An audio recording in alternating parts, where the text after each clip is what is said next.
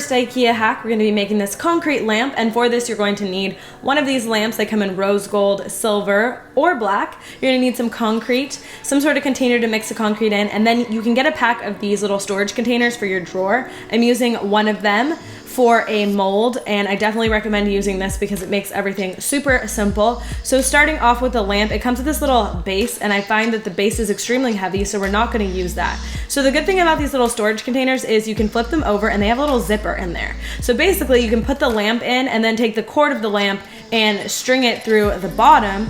And then once it's all strung through the bottom of the container, you can actually go ahead and zip it back up, which makes it super simple in creating a mold and then keeping that little cord out of the little thing. So you want to maneuver it around and make sure it's placed perfectly in the middle, as you see there. And then you're just going to take some hot glue and secure a piece of the cardboard container that the lamp came in to the bottom just to secure the base. But as you can see, it's super cool because the cord actually will just hang out from the bottom. The next step is to go ahead and mix your concrete, and definitely read the instructions on your concrete because it's not all exactly the same. So I just mixed a little bit of water and some concrete and added more concrete as I felt needed. Once that's done, I went and filled up my mold. Now I filled up my mold about 3 inches high, but you can make it taller if you wish, or you can even make it shorter. It's kind of all up to your personal preference. So once you've added as much concrete as you think you need in there, I let it dry for about 8 hours before then just cutting it out of the mold. And this mold is super inexpensive at IKEA, so it's not like you're messing up something that's worth a ton of money. And lastly, I took some sandpaper and just sanded off any of the rough edges I saw on the lamp, and you're all done with your concrete lamp. This looks super expensive, but it was actually under $15 to make it. So very cool IKEA hack.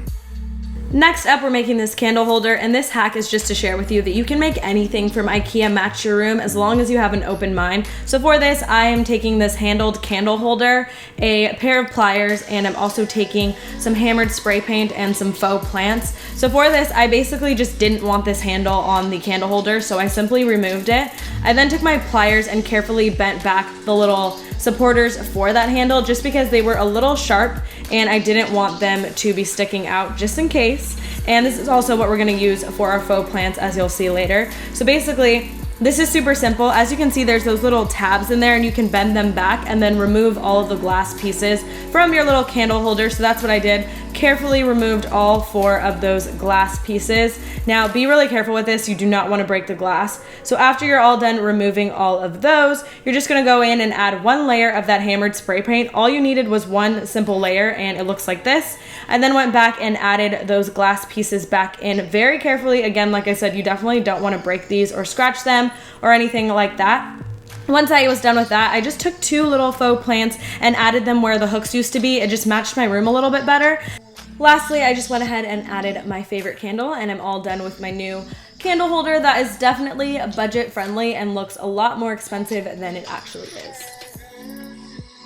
Next IKEA hack is one of my favorites. I do it all the time, but you can actually dye these faux fur rugs, which is super cool. You can make them match any room. So for this, you're just going to need one of these faux sheepskin rugs, some dye, and lastly, you're going to need some salt. Now, I will be honest and say I never follow the instructions when I'm dyeing these just because I found this way works the best. So don't listen to what your dye says if you're dyeing one of these rugs. But basically just fill your sink with scorching hot water and add a little bit of salt. You don't need too much. Overdo it, but it says to use 1 cup. I find that to be way too much. I just mix in the salt there, and then I add the entire container of the dye. I then submerge the faux sheepskin rug and I leave it for a while. Like I went to the gym, I went to eat, and then I came home and drained all the water. So I'd say leave it for about a few hours. Once you've drained all the water out, you want to rinse it until it rinses absolutely clean. You can go ahead and then also wash it after just to get all the excess dye out. I recommend washing it in cold water and then you can dry it on low. And once you're all done with that, you have your brand new, I made mine like a gray. It kind of looks a little lavender on camera, but you can make it any color you want, and it's super simple and super affordable.